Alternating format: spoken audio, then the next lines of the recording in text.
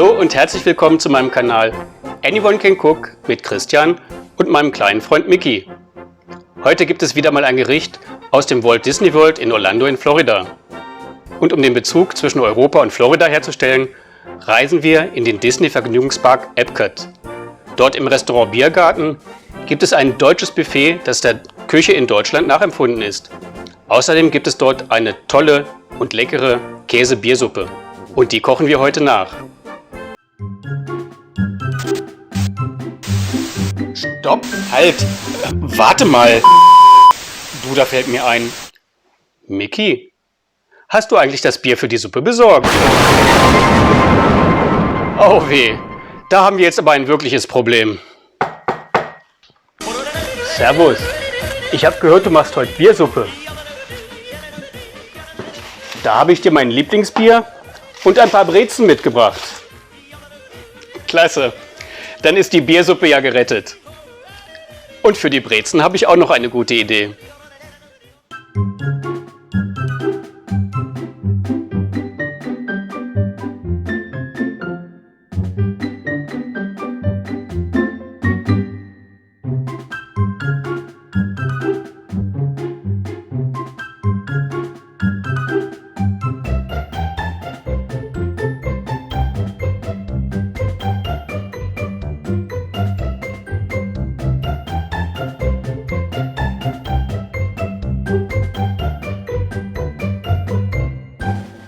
Epcot ist einer von 4 Vergnügungsparks im Walt Disney World in Orlando in Florida und wurde 1982 nach dem Magic Kingdom eröffnet. Der Epcot Vergnügungspark war bis 1998 mit ca. 120 Hektar der flächenmäßig größte Vergnügungspark im Walt Disney World Resort und wurde dann von Disneys Animal Kingdom abgelöst. Der Park besteht aus 2 Sektionen: Future World und World Showcase. Beide sind nach dem Vorbild der Weltausstellungen im ersten Drittel des 20. Jahrhunderts entworfen worden. Vor allem aber nach dem Vorbild der Weltausstellung in New York im Jahre 1939. Epcot wurde so zum permanenten Ausstellungsort für eine bestimmte Auswahl der Nationen in der Welt.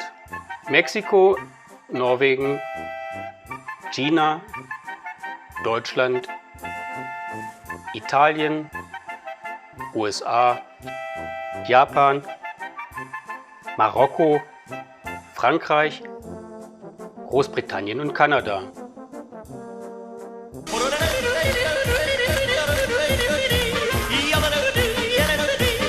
Da ist auch der deutsche Pavillon. Da sieht es aus wie in einer typischen deutschen Kleinstadt aus dem Mittelalter.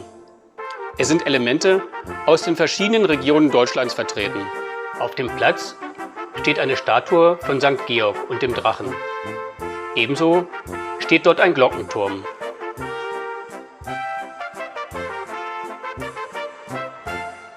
Da gibt es auch das deutsche Restaurant, den Biergarten. Da war ich schon mal. Da gibt es ein Buffet mit typisch deutschem Essen. Oder das, was sich Amerikaner unter deutschem Essen vorstellen. Sauerkraut, Bratwurst, Schweinebraten und auch Weißbier. Man glaubt fast, man sitzt im Freien, obwohl man in einer dunklen Halle ist, in dem es viele schöne Lichteffekte gibt. Da gibt's zünftige Musik.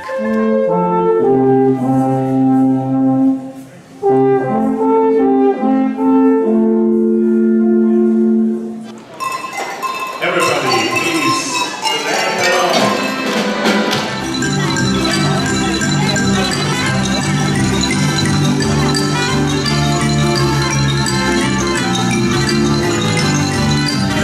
Eins, zwei, drei, super! Zicki, zacki, zicki, zacki!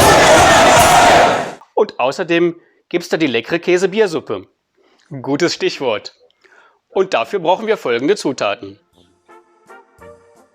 250 Gramm geräucherten Speck oder vegetarisches Hackfleisch, 4 Esslöffel Butter, das entspricht 100 Gramm, 3 Selleriestangen gewürfelt, eine rote Zwiebel gewürfelt, eine Tasse Mehl, das entspricht 20 Gramm, 3 Tassen Gemüsebrühe, das sind 0,6 Liter, 4 Tassen Vollmilch, 0,8 Liter, 500 Gramm Bergkäse und Cheddar-Käse gemischt, alternativ Mozzarella, Salz, Pfeffer, ein Esslöffel Tabasco, einen Esslöffel Worcestersoße, eine Tasse warmes Bier, das sind 0,2 Liter, eine Brezel, Rosmarinpulver und geräuchertes Paprikapulver.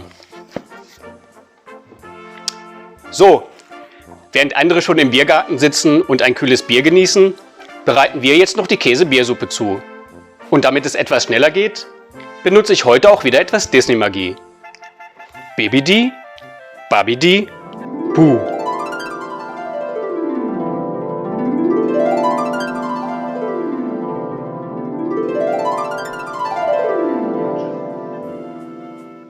Na, das hat ja super geklappt mit der Disney-Magie. Dann können wir auch schon anfangen. Zunächst gebe ich die Butter in den Topf und brate dann das vegetarische Hack an. Das ist aus Soja. Im Originalrezept wird geräucherter Speck verwendet, aber wir machen ja heute das Rezept in vegetarischer Version. Da habe ich einen Tipp für euch. Da gebe ich Paprikapulver geräuchert hinzu, dann haben wir ein leckeres Räucheraroma. Ich gebe den Staudensellerie hinzu und eine klein gehackte Zwiebel und lasse alles gut anbraten. Normalerweise würde jetzt das Mehl dazugegeben werden und wir würden eine klassische Mehlschwitze machen. Mir ist es aber lieber, dass ich das Mehl in Wasser auflöse und anschließend dazugebe, dann habe ich weniger Klümpchen. Also lösche ich das Ganze zunächst mit einem halben Liter Gemüsebrühe ab und lasse das Ganze aufkochen. Wenn die Suppe kocht, kommt das Wasser-Mehl-Gemisch dazu.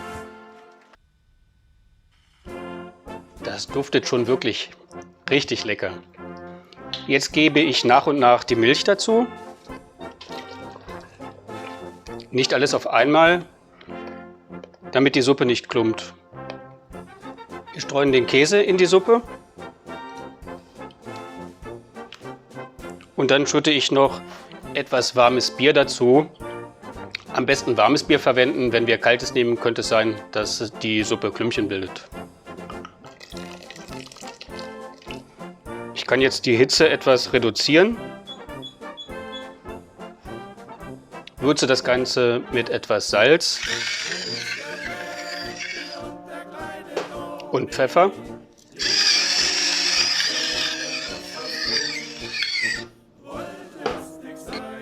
Dann noch einen Esslöffel Tabasco-Soße.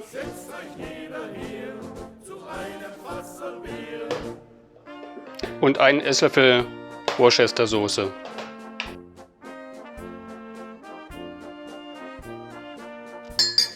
Die Suppe muss jetzt noch ungefähr 20 Minuten leicht köcheln. Und in der Zwischenzeit bereite ich mein Topping vor. Dafür benutze ich heute Brezen, die ich in einer Pfanne mit etwas Rosmarin anbrate. Wir haben uns noch etwas Butter aufgehoben. Dafür brauche ich wieder etwas mehr Hitze. Ich gebe die Brezen dazu.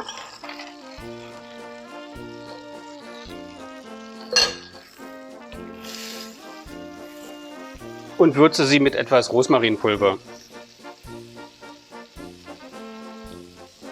Das riecht richtig lecker. Die Kombination aus Brezen und Rosmarin ist einfach einmalig. Die Brezen sind jetzt gut angeröstet. Die Suppe muss noch ungefähr 10 Minuten kochen. Und währenddessen erzähle ich euch etwas über ein schönes Ausflugsziel in Florida. Die Florida Keys. Die Entfernung von Orlando nach Key Largo beträgt 300 Meilen. Das sind ca. 480 Kilometer. Die Autofahrt dauert ungefähr 4,5 Stunden. Die Bezeichnung Key ist abgeleitet von dem spanischen Wort Cay für Sandinsel auf einem Korallenriff. Sie sind ein beliebtes Ziel zum Angeln, Bootfahren, Schnorcheln und Tauchen.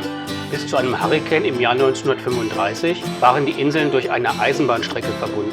Heute sind die Inseln durch die 42 Brücken des Oversea Highway, der anstelle der Bahnstrecke errichtet wurde und bis nach Key West reicht, verbunden. Von dort aus sind es dann noch ungefähr 95 Meilen, das sind 150 Kilometer, nach Key West. Die bekannteste der Brücken ist die Seven Mile Bridge. Ihrem Namen entsprechend hat diese Brücke eine Länge von 7 Meilen, das sind 11 Kilometer.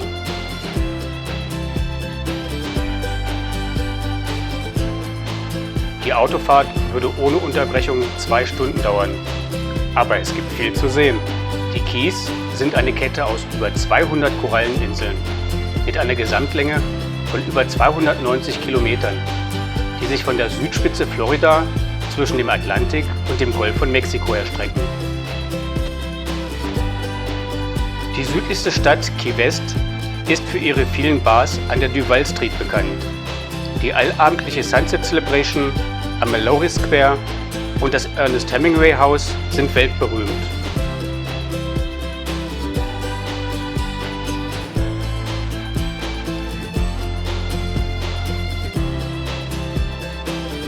Auf den Keys existieren außergewöhnliche Pflanzen- und Tierarten, die in den USA sonst nicht vorkommen.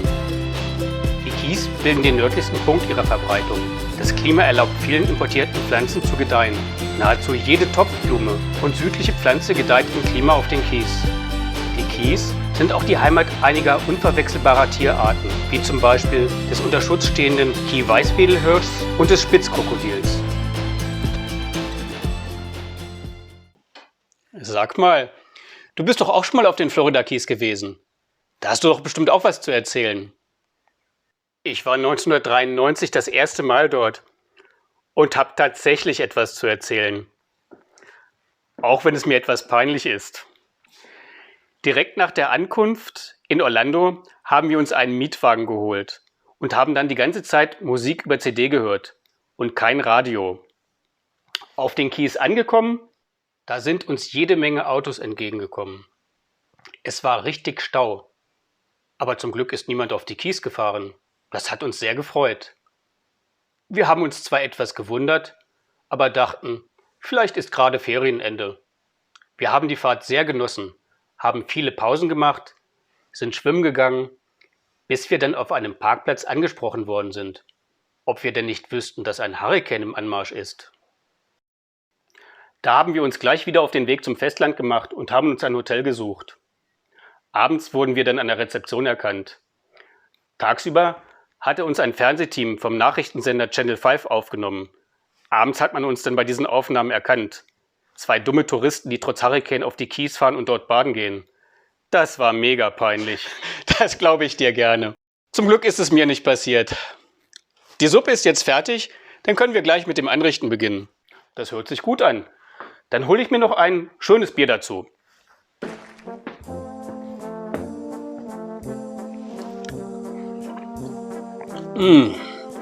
Schmeckt schon sehr lecker. Aber ich glaube, ein bisschen Salz kann es noch vertragen und auch etwas Tabasco.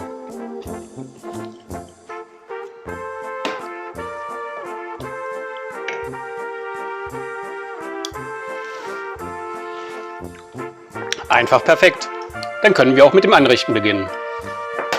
Dafür gebe ich ungefähr 2 bis 3 Schöpflöffel der Biersuppe in einen großen Teller.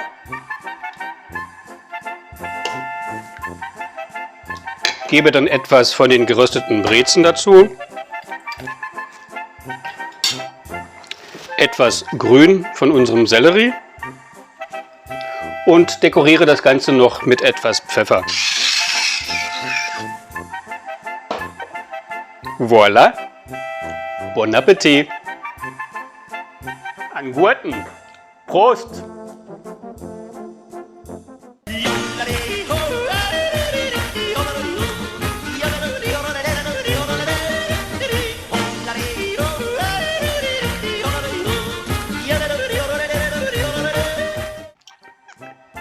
So, das war's wieder einmal für heute.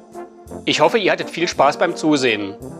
Und nicht vergessen, wenn es euch gefallen hat, gebt mir ein Like, abonniert meinen Kanal und drückt die Glocke.